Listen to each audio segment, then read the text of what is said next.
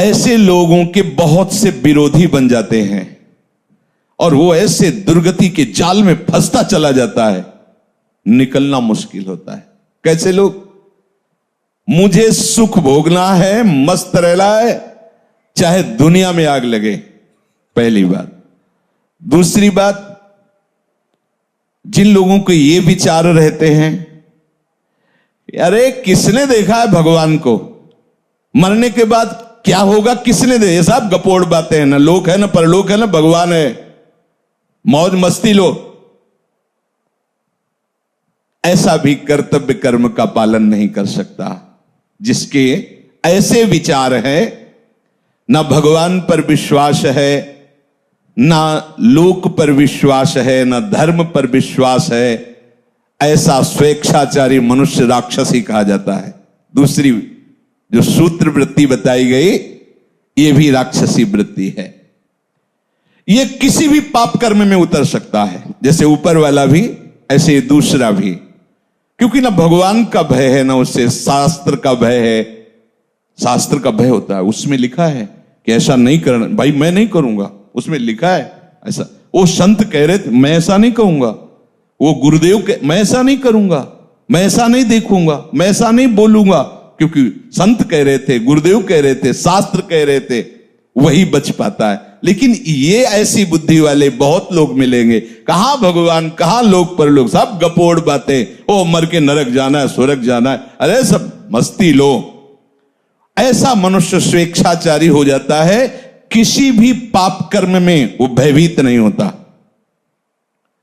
बुरे कर्म का फल परलोक में जाके दुख भोगना सब गपोड़ मानता है, सब गप है, कहीं कोई नहीं। ऐसे जो भाव वाला होता है वो प्रगट में और छिपकर दोनों प्रकार से भरपूर पाप कर्म ही केवल करता है। ऐसे लोगों के संग से भी बचना चाहिए जिनका भी परिचय दे रहे हैं। जो लोग अपने अस्तित्व को मिटा देते हैं पाप कर्म में, उनके अंदर विवेक नहीं रह जाता, बुद्धि नहीं रह जाती, बहुत ही नीच कोटि, मतलब शब्द ही नहीं उनके लिए। तीसरा, ऐसे लोगों को बिल्कुल संग नहीं करना चाहिए जिनका परिचय दे रहे हैं। मेरा कोई क्या बिगाड़ लेगा,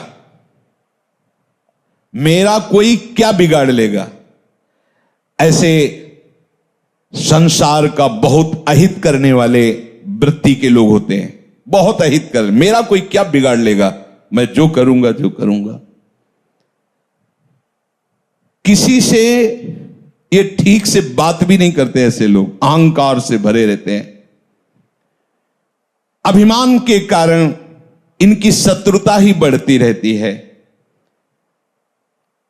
अपने बंधु बांधवों का भी ये हित नहीं कर सकते। ऐसे स्वभाव वाले लोग ये फलस्वरूप सबसे घृणा करते हैं और स्वयं सबके घृणा के पात्र बन जाते हैं। ये केवल अपने अभिमान की पुष्टता के लिए ही कर्म करते, जो करने की भावना भी बनती है तो ऐसे लोगों से दूर रहना चाहिए। चौथे, क्या करूं, मैं तो निरुपाय हूं, सुनता तो हूं शास्त्र की बात, भजन करना चाहिए, सत्य से चलना चाहिए, व्यभिचार नहीं करना चाहिए, चोरी नहीं करना चाहिए, समझता हूं, पर मैं ऐसा कभी कर नहीं पाऊंगा। वो तो कोई अवतारी पुरुष होते हैं जो भजन आदि करते हैं, हम लोगों के तो और बस विषय सेवन, ये थोड़ा सा, इनकी थोड़ा सा बुद्धि प्रकाशित है। वो इतना तो मानते हैं कि जो शास्त्र और संतजन कह रहे हैं सत्य है, पर मैं कर नहीं पाऊंगा। ये भी चौथे नंबर पे हैं। ऐसे लोगों का भी संग नहीं करना चाहिए। भाई मेरे से भजन होता नहीं है, हाँ ठीक है, भजन करना वो संत महात्माओं का काम है, हमारा काम नहीं है। हमारा काम है केवल माया प्रपंच में फंसे रहना। तो ऐसे भी लोगों का संग नहीं कर, ऐसे लोग भी वो कर्तव्य कर्म का पालन नहीं कर सकते। क्या करूं, मैं तो लाचार हूं, पता नहीं कौन मेरे सिर पर बैठ जाता है और मुझसे ये सब करवा लेता है। मैं करना तो नहीं चाहता, पर पता नहीं कैसे हो जाता है। और बहुत सी जिम्मेवारियां हमारे ऊपर हैं, ये सब शास्त्र की बातें मैं नहीं कर पाऊंगा। हाँ, अगर कोई भगवत प्राप्ति है तो महात्माओं के लिए है, हम जैसे गृहस्थों के लिए तो नहीं। और फिर भगवान को लेकर भी हम क्या करेंगे? बुद्धि है, अगर भगवान मिल भी जाएंगे तो करेंगे क्या यार? न पत्नी है न पुत्र है, केवल भगवान है, तो क्या करेंगे हम? बुद्धि है, उतना ही विकास है। अब हमें तो केवल अपना जीवन यापन करना, अपने परिवार का पालन पोषण करना। ये शास्त्र की बातें और भगवत प्राप्ति और भजन ये सब हमसे नहीं हो पाएगा। क्या करूं, मैं निरुपाय हूं, मुझसे ये सब नहीं हो सकता। ये चौथे प्रकार के लोग। पांचवें प्रकार के, मैं क्यों किसी का हित करूं, किसी से प्रेम करूं? सब मुझसे घृणा करते तो मैं सबसे घृणा करूंगा, देखते कौन क्या बिगाड़ लेता है। ऐसी बुद्धि के होते हैं, ऐसी हीन भावना अपने अंदर भर लेते हैं कि सबको दुख देते रहते हैं, वाणी से, चेष्टा से। वो एकदम जल्द, सोचो कैसी स्थिति होगी। और ऐसे है, दर्शन होते हैं, हाँ ऐसे है।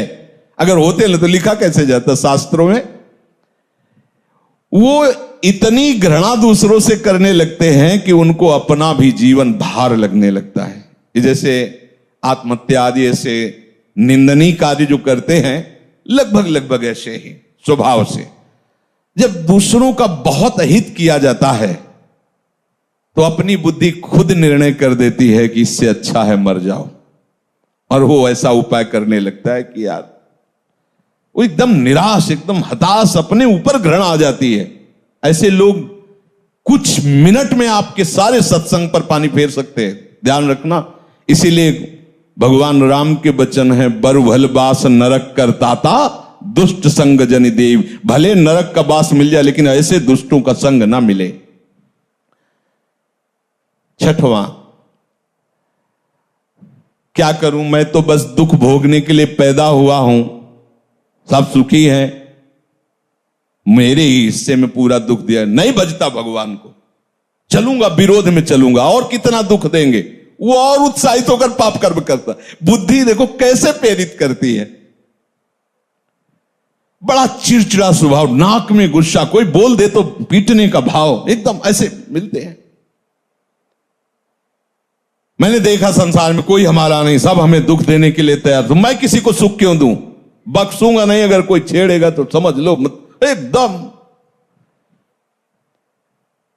उदासी, निराशा, क्रोध, उद्विग्नता, मस्तिष्क विकृति, उन्माद, ये इसके मित्र होते हैं ऐसे लोगों के। सातवां, जगत में कोई भी अच्छा नहीं, सब दुष्ट स्वभाव वाले बुरे गंदे लोग हैं, कोई अच्छा नहीं। फिर मैं इनके साथ अच्छाई क्यों करूं? जो जैसा होता वैसे ही करना चाहिए, दुष्टों के साथ दुष्टता ही करूंगा। ऐसे भी है ऐसे भी। वो जिसको देखो उसमें दोष ही निकालेंगे, कहीं भी गुण बुद्धि उनकी नहीं होती। अतएव न वो अपना भला करते न वो दूसरों का भला होने देते। आठवां, मुझे ऐसे कार्य करना चाहिए कि अंदर से भले मैं वैसा नहीं हूं लेकिन लोग मुझे ये कहें कि बहुत बढ़िया है। ऐसे ये थोड़ा सुधार की तरफ है। इतनी तो बात समझ में आ गई कि मुझे ऐसे कार्य करना चाहिए कि लोग कहें कि ये बढ़िया है। और घोर राक्षसी से तो थोड़ा मनुष्यता में आने, भले असलियत नहीं है पर कम से कम यश प्राप्ति के लिए प्रगट में ऐसा हिंसात्मक कार्य, दूसरों को भयानक दुख देने वाला कार्य नहीं करेंगे। ये आठवें सूत्र में कहा कि लोग मुझे अच्छा समझें, भले मेरे में अच्छाई नहीं पर मुझे ऐसे दिखावा करना। भैया ऐसे हो तो भी चलेगा, कम से कम दिखावे के लिए ही सही। किसी की हिंसा न करे, किसी की चोरी न करे, किसी के व्यभिचार न करे। वो उनका असलियत भाव नहीं पर वो दिखावे के लिए सारा नाटक करना चाहते हैं। 9 नंबर, कहते हैं कि वैराग्य ले लो, राग मत करो, भजन करो जा करके। अगर मैं घर से निकल जाऊं तो सब चौपट हो जाएगा, मेरे द्वारा ही ये घर चलता है। ये भी उसी पंक्ति में है। जिनका संग नहीं करना चाहिए। 10वां, अपने को तो बस वही उपाय करना है कि बड़ी शौकीनी से, विलासिता से, आराम से जिंदगी कटे, बस मुझे वही करना है। तो ऐसे लोगों का संग अपने कर्तव्य का पालन करने वाले उपासक को कभी नहीं करना चाहिए, क्योंकि इनके संग से तुम्हारी दबी हुई जो कुमति है, कोई ऐसा न समझे कि मेरे अंदर कुमति नहीं, कुमति सुमति सबके उर राहें, बस जहां अवसर मिला सत्संग का तो सुमति बढ़ी और कुमति को दबा करके धीरे धीरे उसको नष्ट कर देती है, वो महात्मा बन जाता है।